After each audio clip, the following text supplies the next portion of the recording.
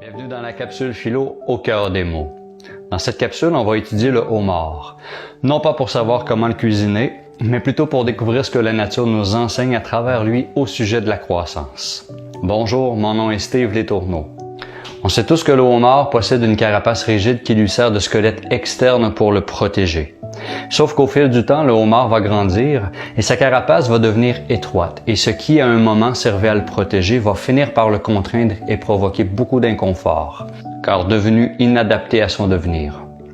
Sans l'apparition d'une sensation d'inconfort qui le pousse à s'en défaire, il la conserverait et le priverait par le fait même d'atteindre sa maturité. Alors pour croître, le homard va devoir muer, accepter de se défaire de sa carapace, qui va alors se fendre en deux, va s'ouvrir, pour permettre au homard de croître et prendre de l'expansion.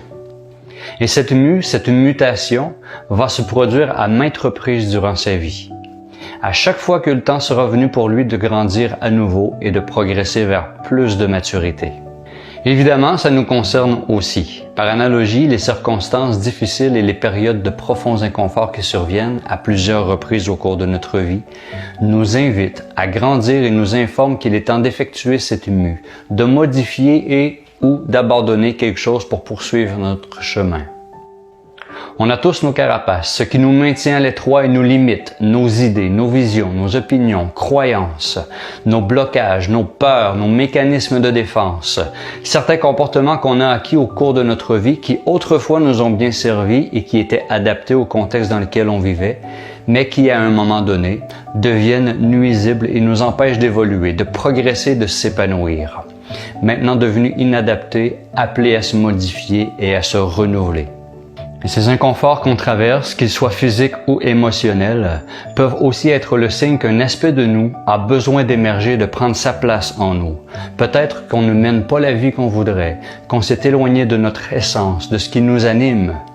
Ça peut être un talent, un don, un trait de personnalité, un rêve, quoi que ce soit qui nous a été interdit ou qu'on a rejeté, réprimé et gardé à l'étroit et qui est appelé à s'exprimer, à s'ouvrir pour qu'on puisse enfin s'épanouir. Notre besoin de croissance ne concerne pas seulement que le physique, il est aussi psychique et spirituel. Il y a un autre aspect à prendre en compte dans tout ce processus. Une fois sorti de sa carapace, le homard, qui est mou comme de la gélatine, devient vulnérable. Dans ce processus de croissance, il y a donc une phase de désécurisation qu'il faut accepter de traverser pour pouvoir aller vers un renouveau. On ne peut avancer vers du neuf et progresser que si on accepte d'abandonner certaines sécurités et certains de nos repères.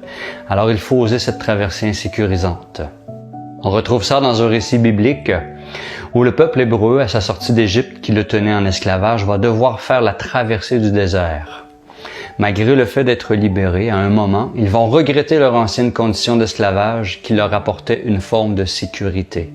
Voyez comme ces textes, si on les sort de leur contexte dogmatique, sont remplis de bon sens et peuvent nous guider si on ose les interpréter et les voir comme des récits vivants en chacun de nous tous.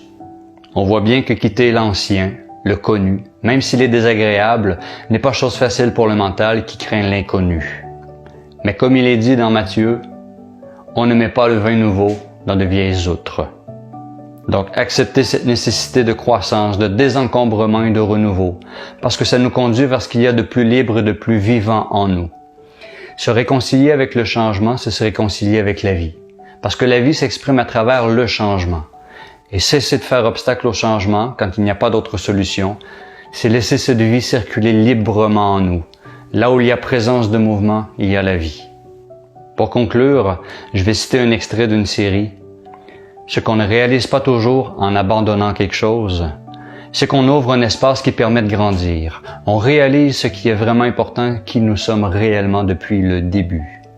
Et j'ajouterai que tout ce processus de croissance et de désencombrement n'est peut-être pas un aller vers, mais un retour à qui ne nous a jamais quittés. Si vous avez aimé ou appris quelque chose, laissez-moi un commentaire, mettez un pouce et partagez cette vidéo. Vous pouvez aussi inviter vos amis à rejoindre ma page en cliquant dans la section Communauté. À très bientôt dans une autre capsule philo au cœur des mots.